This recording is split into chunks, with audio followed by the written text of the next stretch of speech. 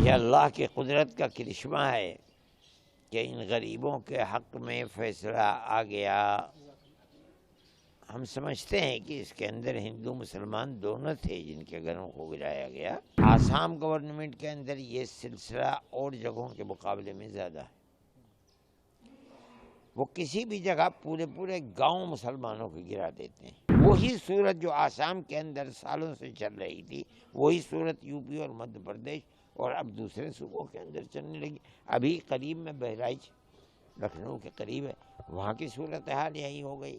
یہ مجھ سے غلطی ہو گئی۔ میرے 5 بچے ہیں جو ایک گھر میں رہتے ہیں، میری ماں ہے، بوڑھے ماں باپ ہیں، میری بیوی ہے اور بچے ہیں۔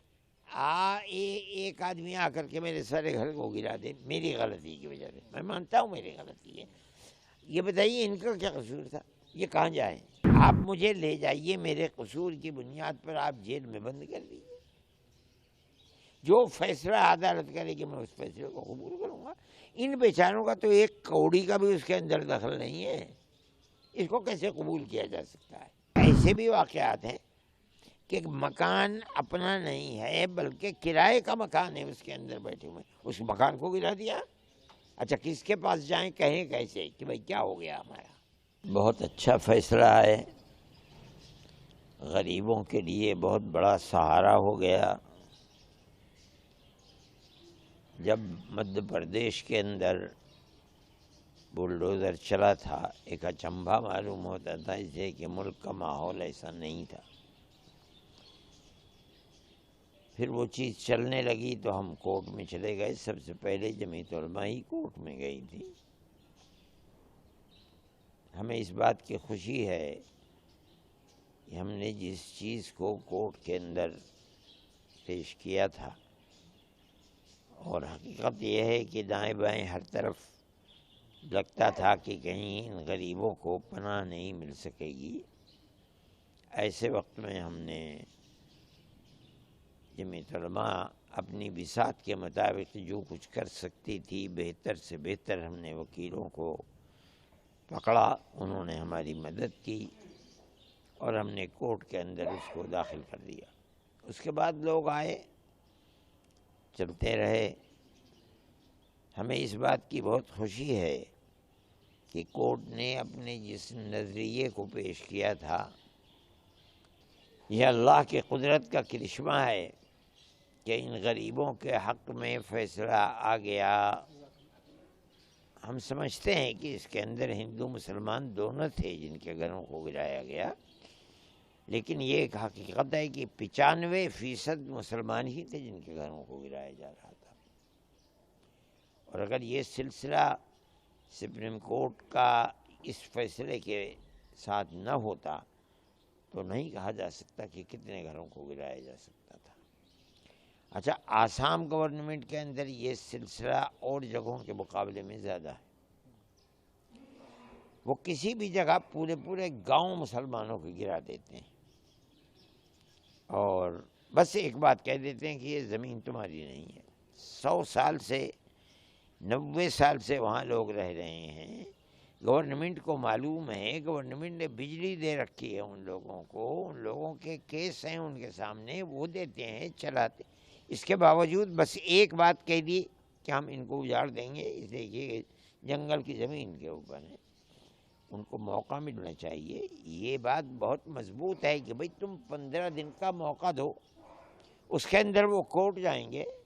یہ 15 دن ہو سکتا ہے کہ وہ اس کو 15 مہینے تک کھینچ دیں، اور ہو سکتا ہے کہ 15 دن کے بعد گورنمنٹ کا فیصلہ ان کے حق میں آ جائے، لیکن یہ کسی کو موقع ہی نہیں دیتے ہیں۔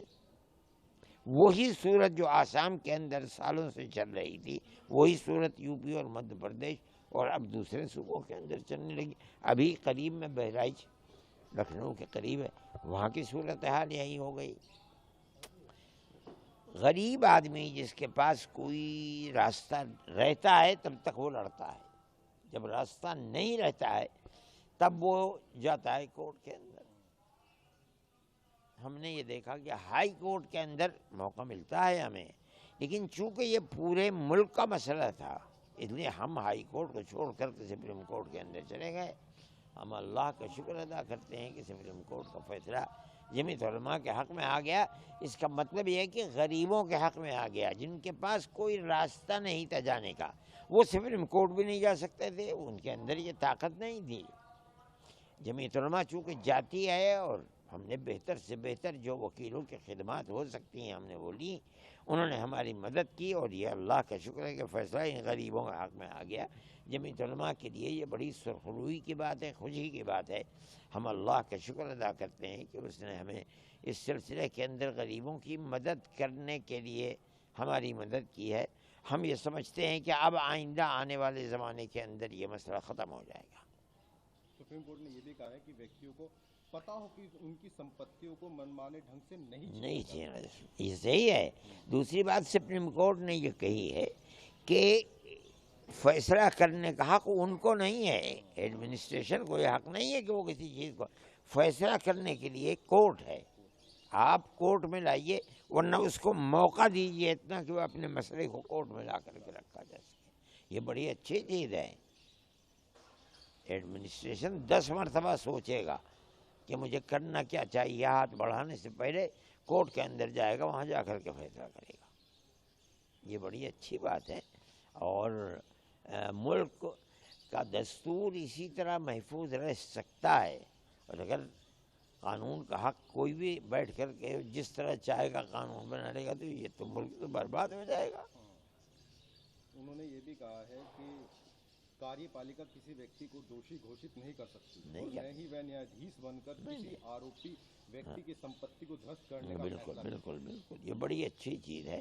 بہت غریبوں کے لیے یہ سہارا ہو گیا، بہت بے پناہ لوگ اس سے خوش ہوں گے، ہندو بھی مسلمان بھی خوش ہوگا اس سے۔ جمعیت کب اس کو معاملے کو لے کر سپریم کورٹ گئی؟ تقریباً 3 سال ہو گئے اس کو لے کر کے گئے تھے، 22 میں شاید گئے تھے۔ تو کیا آپ کو تب سے ہی امید تھی کہ ہر جگہ سے جب امید ختم ہو گئی تو ایک چیز تھی سپریم کورٹ، اس لیے ہم ابتدا میں نہیں آتے سپریم کورٹ کسی بھی مسئلے میں۔ جب ہر طرف سے گھر کر کے ہمیں یہ لگتا ہے کہ اب کوئی راستہ ہی نہیں رہ گیا ہے، تب ہم آتے ہیں سپریم کورٹ کے اندر۔ ہم آئے تھے کیونکہ اس کے اندر جو لوگ چل رہے ہیں، مدھیہ پردیش کے اندر ہم نے دیکھا کہ اس کے اندر مدھیہ پردیش کی حکومت بھی لگی ہوئی ہے، جو ایڈمنسٹریشن ہے وہ بھی لگا ہوا ہے۔ تو اب اس کا مطلب یہ ہے کہ وہاں جگہ کہاں رہ گئی کسی آدمی کے لیے، علاوہ کورٹ کا کوئی سہارا ہی نہیں۔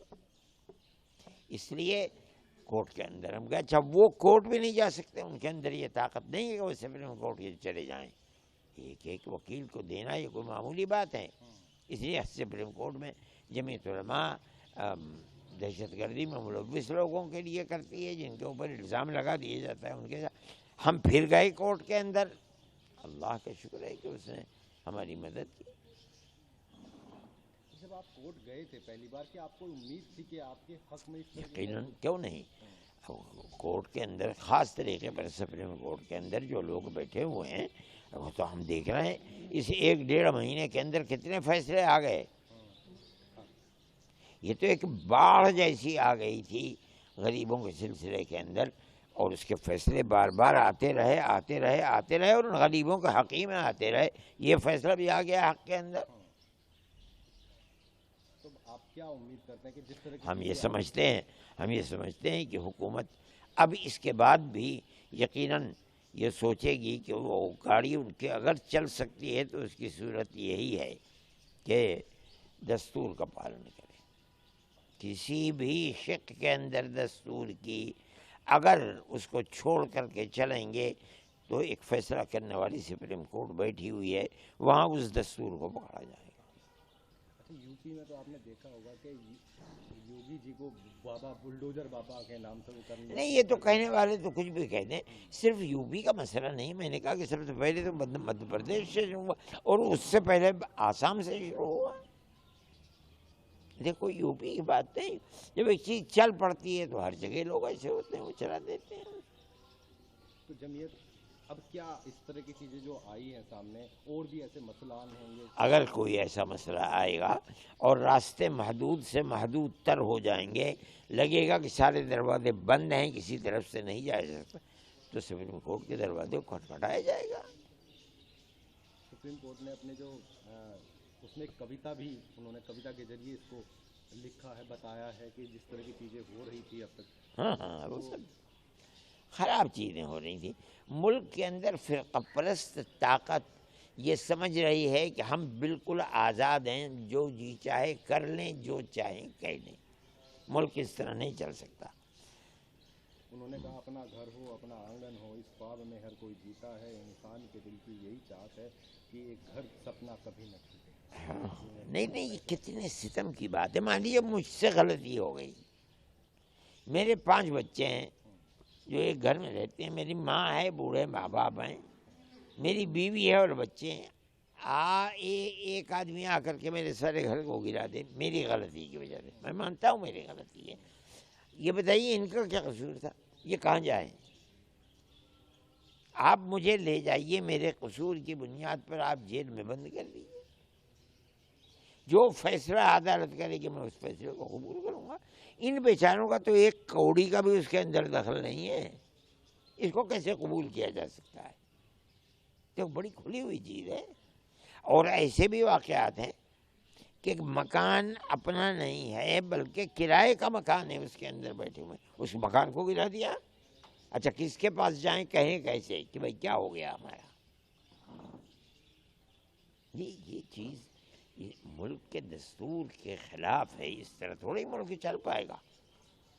اگر چلے گا تو یہی ہوگا کہ مار دھاڑ شروع ہو جائیں گے. یہ چیز خراب ہے. ہم اس کے مخالف ہیں.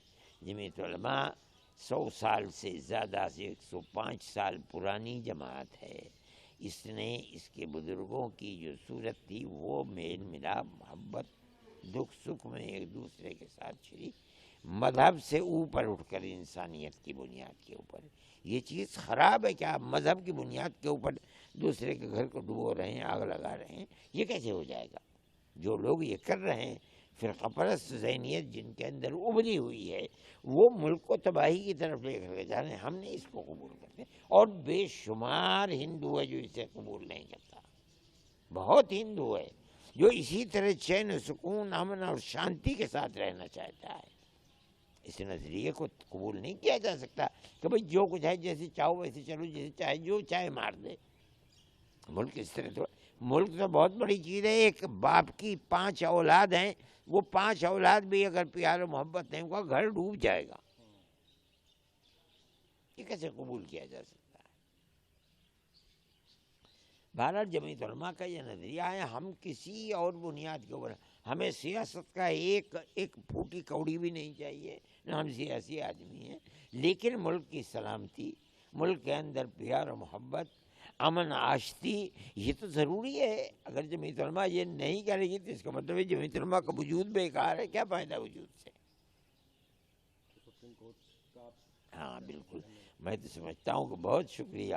میرے پاس الفاظ نہیں جن سے میں ان ججوں کو بدھائی دوں کہ انہوں نے غریبوں کے ہاتھ کو پکڑا, ان کے سر کے اوپر اپنا ہاتھ رکھ دیا. بہت بڑی چیز ہے. یہ پتہ چلتا ہے کہ اس نظریے کے ساتھ ملک چلے گا, اللہ چاہے گا تو چلتا رہے گا اور امن و شانتی کے ساتھ چلے گا. ان لوگوں کو کیا سندیش دینا چاہیں گے جو کیبل بلڈوزر کی کارروائی